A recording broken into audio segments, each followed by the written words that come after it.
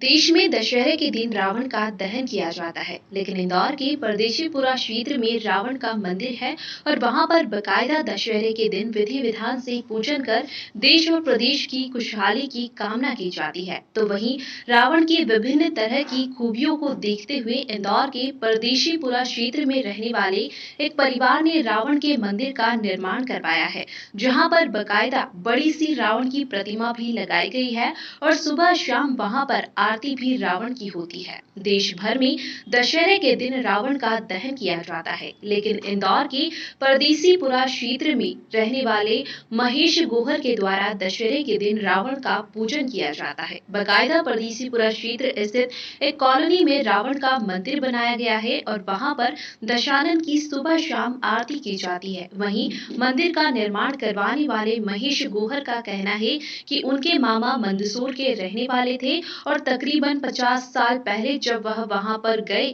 तो देखा कि वहां के लोगों के द्वारा रावण का पूजन कर मन्नत मांगी जा रही है और इसके बाद उन्होंने रावण के बारे में विभिन्न तरह की जानकारियां निकाली, जिसमें एक गलती को छोड़ दी जाए तो रावण खूबियों से भरा हुआ था और यही कारण रहा कि महेश जब मंदसौर से लौटे तो उन्होंने रावण की पूजा शुरू कर दी। फिर इसके बाद उन्होंने अपने घर से कुछ ही दूरी पर रावण का मंदिर बनवा दिया और रावण का पूजन करने लगे। वहीं रावण के मंदिर का निर्माण करवाने के साथ ही महेश भट्ट ने अपने परिजनों के नाम भी रावण के परिवार से मिलते जुलते रखे हैं। जिस तरह से रावण के परिवार में उनके लड़के का नाम मेघनाथ था, तो वह गोहर ने अपने लड़के का नाम रखा, तो वही पोते का नाम लंकेश रखा। इसी तरह से रावण की बहन रूप तारा थी, लेकिन भगवान लक्ष्मण के द्वारा नाक काट देने के कारण उनका नाम सूर्पनखा हो गया, तो उसी के नाम पर महेश गोहर ने अपनी पोती का नाम तारा रख लिया। वहीं महेश भवन में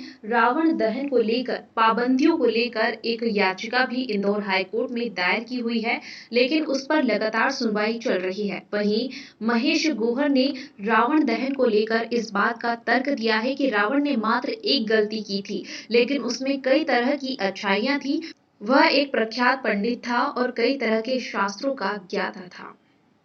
बाइट उसने भगवान शिव को अपनी बात पर नृत्य करवाया, तो वहीं शिव पुराण भी लिखा, लेकिन रावण ने एक गलती कर दी और उसी का नतीजा रहा कि आज उसका पुतला पूरे देश में जल रहा है और इसी को लेकर उन्होंने एक याचिका इंदौर हाई कोर्ट में लगाई और कोर्ट में यह गुहार लगाई कि जिस तरह से देश भर में रावण के पुतलों का दहन हो रहा है वह बंद किया जाए। साथ ही उन्होंने दिल्ली हाई कोर्ट के तर्क भी इंदौर हाई कोर्ट के समक्ष रखे। बता दें, दिल्ली हाई कोर्ट ने रावण के निर्माण में पर्यावरण को लेकर बात कही और कहा कि जिस तरह से रावण के निर्माण में भारी तादाद में पटाखों का प्रयोग किया जाता है, उसके कारण वायु प्रदूषण होता है। इसलिए दिल्ली हाई कोर्ट ने रावण के निर्माण के दौरान पटाखों के उपयोग पर प्रतिबंध लगा दिया। तो वहीं महेश का कहना है कि आने वाले दिनों में निश्चित तौर पर इंदौर हाई कोर्ट भी रावण दहन को लेकर किसी तरह की कोई गाइडलाइन जारी कर सकता है। हाँ, तो किस तरह के यहाँ शनिवार और मंगलवार को लोग यहाँ आते हैं, विशेष तौर से जैसे पति पत्नी में कलह है आपस में, पिता पुत्र में कलह है, रोजगार से महरूम है, परीक्षाओं में विशेष तौर से IAS IPS UPSC की परीक्षा जो देने वाले लोग हैं, और यहाँ से माथा टेक करके जाने वाले 86 लोग ऐसे हैं जो बड़े पद पे नहीं, यार इंग्लैंड के मैनचेस्टर में, ऑस्ट्रेलिया के सिटी में, और ऐसे और दुनिया के बड़े बड़े, एक हांगकांग में, इन्हें विदेश में पढ़ने गए हैं वो लोग बच्चे, वो यहाँ माथा टेक के जो आए हैं वो लोग बच्चे आज विदेशों में पढ़ रहे हैं। कोई मेडिकल साइंस में पढ़ रहा है, कोई कहाँ पढ़ रहा है। तो ये इसको आप क्या चमत्कार नहीं कहेंगे, क्या कहेंगे? आज आपके द्वारा एक हवन भी किया जाता है, किस तरह का हवन होता है? क्या हवन होता है? हम लोग यहाँ हम इसलिए करते हैं कि जो संसार में जो महिलाओं के ऊपर अत्याचार जुल्म ज्यादती हो रही है, छोटी छोटी अबोध बालिकाओं के साथ जो